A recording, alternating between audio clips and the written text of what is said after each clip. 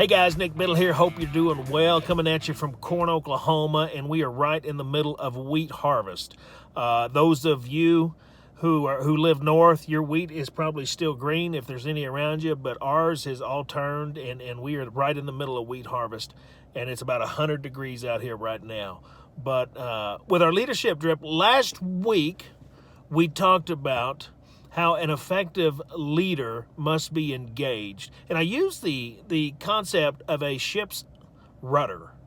And a rudder, not the biggest part of the ship, but maybe one of the most important, because without that rudder, we cannot take that ship where it needs to go. That provides the direction. And I think a great leader is like a effective rudder.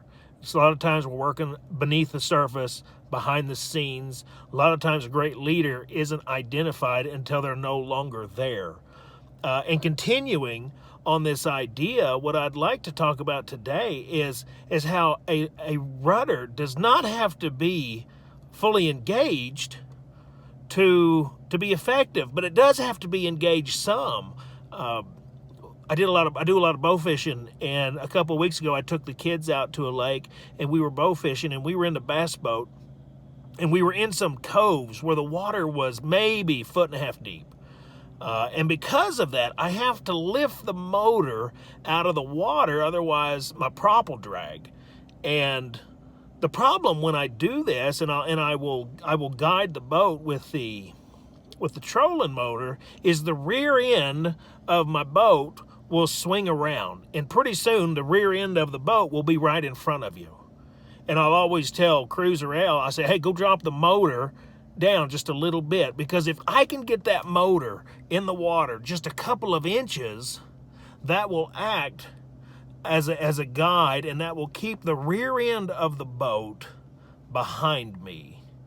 I don't have to have that motor all the way in the water. Just a little bit keeps that rear end from drifting.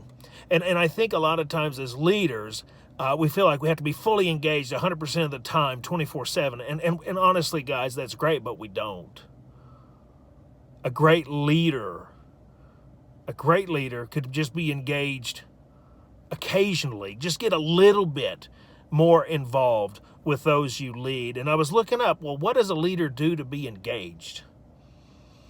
And there was a study that 70% of employees are miserable at work.